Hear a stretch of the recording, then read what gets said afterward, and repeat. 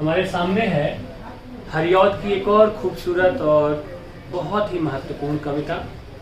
महत्वपूर्ण कविता मुझे इसलिए लगती है कि एक मनुष्य को होना कैसा चाहिए, एक व्यक्ति को अपना निर्माण कैसा करना चाहिए, इस विषय को इतनी खूबसूरती के साथ, इतने सुंदर उदाहरणों के साथ ये कविता प्रस्तुत करती है कि बार बार मन मुग्ध हो जाता है इस कविता के ऊपर।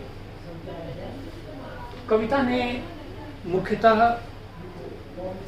दो शब्द हैं, कांटा और फूल। ठीक है,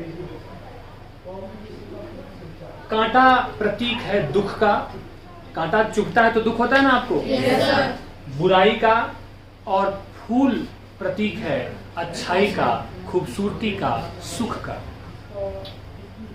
मसला ये है कि आप अपने जीवन में कांटा बनना चाहते हैं या फूल बनना चाहते हैं।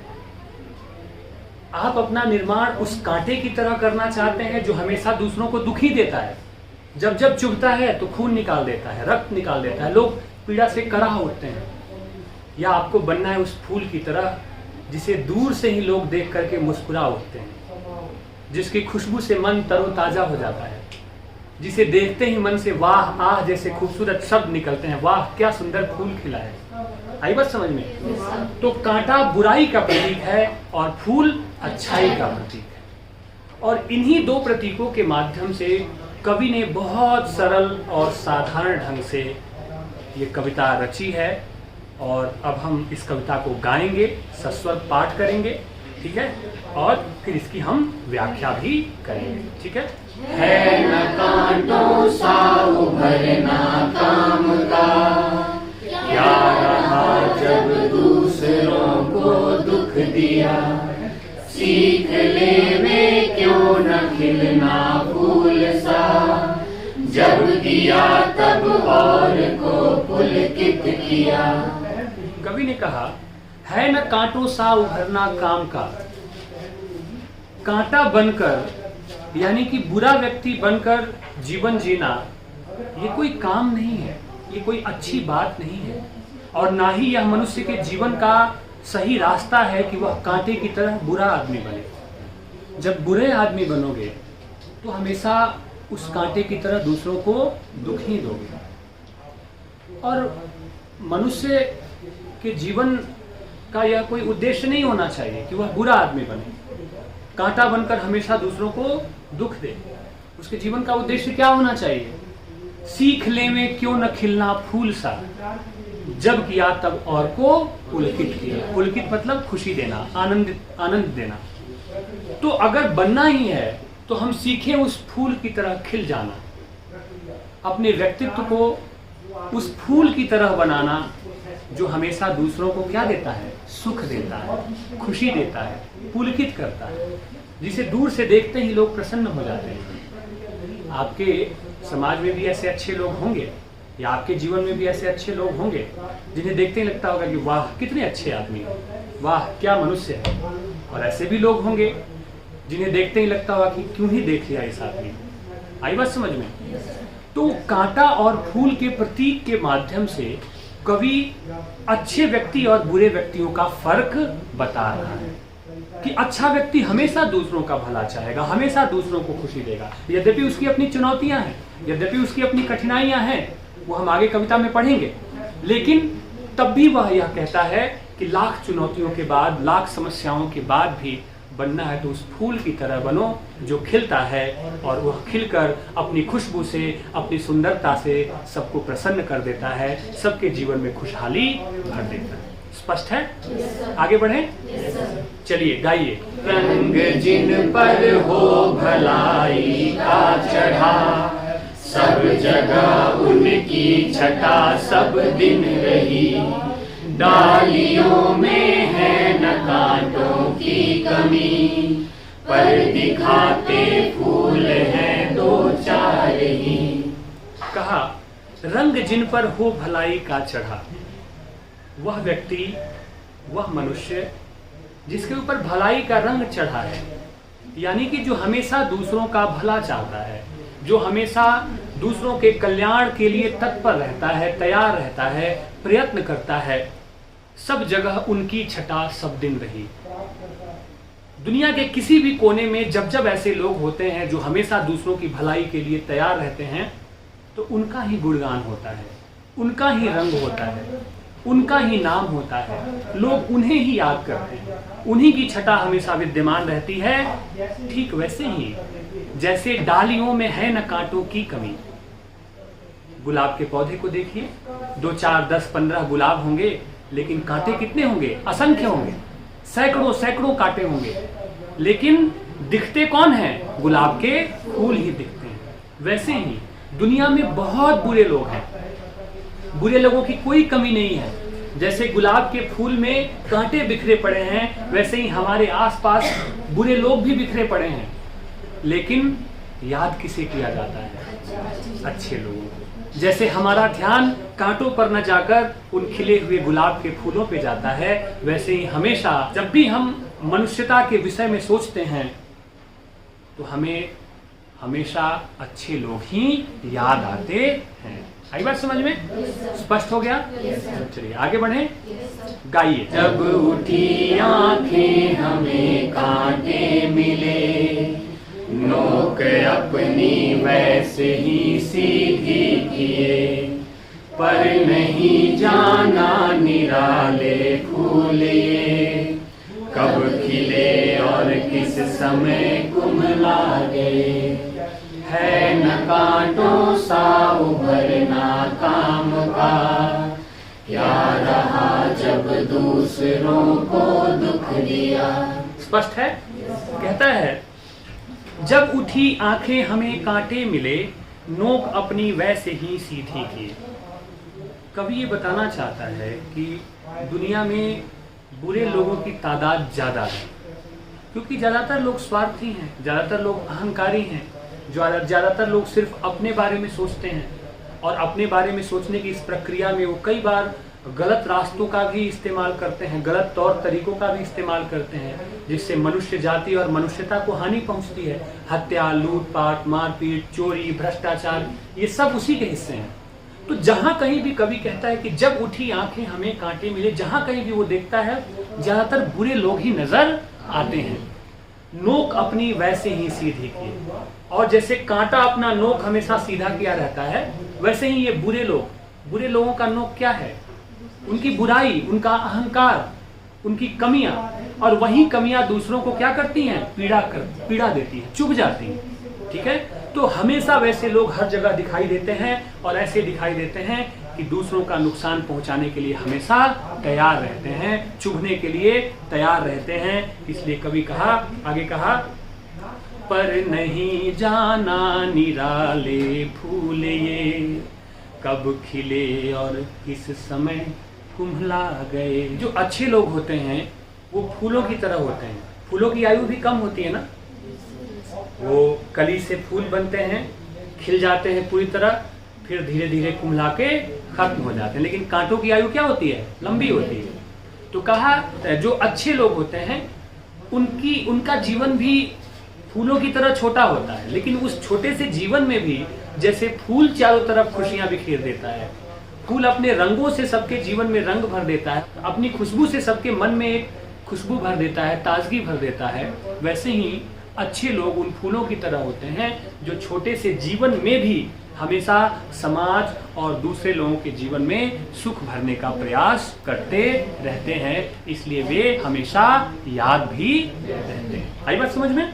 चलिए, क्या बतावे है कलेजा मन रहा, कुछ न कांटों का हुआ इनके किए, धूप निकली लू चली आंधी उठी, हाँ इन्हीं सुकुमार फूलों के लिए। कवि का नजरिया समाज के उस एक सत्य की तरफ है जहां वो दिखाना चाह रहा है कि बुरे लोग अक्सर बहुत ताकतवर भी हो जाते हैं, और वो इतने ताकतवर हो जाते हैं कि कोई उनका कुछ बिगाड़ भी नहीं पाता। संकेत समझ रहे हैं कवि क्या कहना चाहता है? बुराई से, भ्रष्टाचार से, गलत तरीकों से वो सत्ता, वो शक्ति, वो पावर, वो पैसा इकट्ठा कर लेते हैं, और इतना इकट्ठा कर लेते हैं कि उनका कोई कुछ बिगाड़ नहीं पाता है और वह दुखी है। क्या बतावें, है कलेजा मल रहा। वह दुखी मन से कहता है कि आखिर ऐसा क्यों होता है कि बुरे लोगों का कुछ हो नहीं पाता है। बहुत कम बिरले ऐसे उदाहरण हैं कि जब ऐसा हुआ हो, लेकिन ज्यादातर स्थितियों में बुरे लोगों का कोई कुछ बिगाड़ नहीं पाता है, क्योंकि उनके पास शक्ति होती है, उनके पास ताकत है, वो चीजों को बदल देते हैं ना, चीजों को हमेशा अपने पक्ष में कर लेते हैं।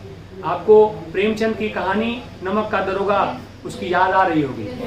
वहां से उदाहरण लीजिए कि कैसे चीजें बदल जाती हैं पक्ष में, जब व्यक्ति बहुत ताकतवर होता है। तो कहा, और धूप निकली, लू चली, आंधी उठी, यहाँ इन्हीं सुकुमार फूलों के लिए। जैसे फूलों के लिए धूप निकलती है तो चुनौती, आंधी उठती है तो चुनौती, लू चलती है तो चुनौती, वैसे ही जो अच्छे लोग हैं उनके सामने हमेशा चुनौतियां खड़ी होती हैं। क्यों? क्योंकि सत्य का रास्ता, न्याय का रास्ता, मानवता का रास्ता हमेशा कठिन होता है।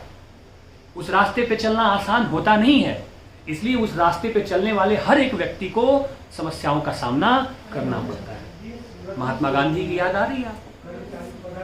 एक व्यक्ति और कितना लंबा संघर्ष किया, ठीक है, लेकिन जीत हमेशा सत्य की होती है। सत्य का रास्ता कितना ही कठिन क्यों न हो, उस पे कांटे क्यों न बिछे हों, उसमें परेशानियों का कितना बड़ा पहाड़ क्यों न खड़ा हो, लेकिन उस रास्ते पे चलने वाला व्यक्ति कभी हारता नहीं है। जीत हमेशा उसी की होती है। इसलिए तो कहा, दे दी हमें आजादी, बिना खड़ग बिना ढाल, साबरमती के संत तूने कर दिया कमाल। याद है ना आप लोगों को कि उस आत्मबल के रास्ते पे, उस सत्य और अहिंसा का रास्ता अपनाकर महात्मा गांधी ने अंग्रेजों के इतने बड़े साम्राज्य से लोहा लिया और जीत हुई अंततः, चाहे कठिनाइयों का सामना क्यों ही न करना पड़ा। तो कहा कि ये जो अच्छे लोग होते हैं वे उन्हीं सुकुमार फूलों की तरह होते हैं जिनके सामने चुनौतियों का पहाड़ हमेशा खड़ा होता है और उन्हें चुनौतियां हमेशा आजमाती रहती हैं। ठीक है बच्चों, आगे बढ़ें। दूर आंखों से नवह कांटा हुआ, नोक से जिसकी लहू कितना बहा, पर बिचारी तितलियों के वास्ते, दो दिनों भी फूल का न समा रहा। दूर आंखों से नवह कांटा हुआ, कभी कह रहा है कि लंबी उम्र तक जीता है कांटा। इसलिए वह यह भी कहता है कि जो बुरे लोग हैं वो एक तो बहुत संख्या में ज्यादा हैं, अधिक हैं, और ऐसा भी वह कह रहा है कि बुरे लोग जल्दी खत्म नहीं होते। ठीक है, उनकी उम्र भी लंबी होती है, जैसे कांटों की उम्र लंबी होती है। जिसकी नोक से, जिस कांटे ने इतने सारे लोगों के लहू बहाए, चुभ चुभ कर पीड़ा दी, और वैसे ही बुरे लोग जिन्होंने अपने जीवन में दूसरे लोगों को सताया, दूसरे लोगों को तकलीफ दी, दूसरों को पीड़ा दी, ऐसी क्या विडंबना है कि इनकी उम्र लंबी होती है, ये बड़े होते हैं, ठीक है ना, ये जल्दी खत्म नहीं होते। जबकि उल्टे दूसरी तरफ, पर बिचारी तितलियों के वास्ते, लेकिन वो तितलियां जो इन फूलों पे बैठती हैं, ठीक है ना, फूल बहुत दिनों तक टिक नहीं पाते, रह नहीं पाते, यानी कि फूलों का समा मतलब बहार, ठीक है ना, बहारों का मौसम बहुत लंबा नहीं होता है, बहारों का मौसम बहुत जल्द खत्म हो जाता है, फूल जल्दी से खत्म हो जाते हैं, झड़ जाते हैं। बेचारी तितलियां भी बहुत समय तक उन फूलों का आनंद नहीं ले पाती हैं। तात्पर्य यह है कि अच्छे लोगों का संसर्ग बहुत ज्यादा समय तक हमें नहीं मिल पाता है, उनकी आयु छोटी होती है, उनकी उम्र छोटी होती है, बहुत लंबा साथ उनका हमें प्राप्त नहीं हो पाता है। जैसे तितलियों को बहार का वक्त, जैसे तितलियों को फूलों का समय, यानी कि तितलियों को जैसे बहार का बहुत ज्यादा समय नहीं मिल पाता है बहार के साथ वक्त बिताने का, वैसे ही अच्छे, खूबसूरत, प्यारे इंसानों का साथ बहुत दिनों तक नहीं मिल पाता है। कविता पढ़ते पढ़ते यह भी सोचिए कि हमें फूल बनना है या कांटा बनना है। हमारे भीतर कितना फूल है, उसको और कितना खिलते देना है, खिलते रहने देना है, और हमारे भीतर अगर कांटा है तो उसे कितना खुद से दूर करना है। दूसरों की जिम्मेदारी हमें नहीं लेनी है कौन कांटा है और कौन फूल है। हम खुद फूल बन जाएं, यह अपने आप में एक बड़ी उपलब्धि है। और यही पढ़ाई लिखाई, सभी प्रकार की पढ़ाइयों का, ज्ञान विज्ञान की जितनी भी शाखाएं हैं, उन ज्ञान विज्ञान की सभी शाखाओं का अंतिम उद्देश्य यही है, एक बेहतर, शानदार, अच्छा मनुष्य निर्मित करना, एक अच्छा नागरिक, एक अच्छा व्यक्ति बनाना। और जब हम एक अच्छे व्यक्ति बन जाएंगे, जब हम एक अच्छे नागरिक बन जाएंगे, तो पढ़ाई लिखाई का ये उद्देश्य, सही उद्देश्य जो है वह पूरा हो जाएगा। तो हमें ढूंढना है, हमें खोजना है, हमें आत्ममूल्यांकन करना है कि हमारे भीतर कितना कांटा अभी बचा है, कितनी बुराई हमारे भीतर अभी बची है, और उन बुराइयों को दूर करने के लिए हम क्या क्या प्रयत्न कर सकते हैं। ठीक है बच्चों, आगे बढ़ें। गाइए, अपने सुरीले कंठों से गाइए। ठीक है, चलिए। 2 दिनों भी फूल रह पाया नहीं, पर बहुत दिन तक रहे कांटे अड़े।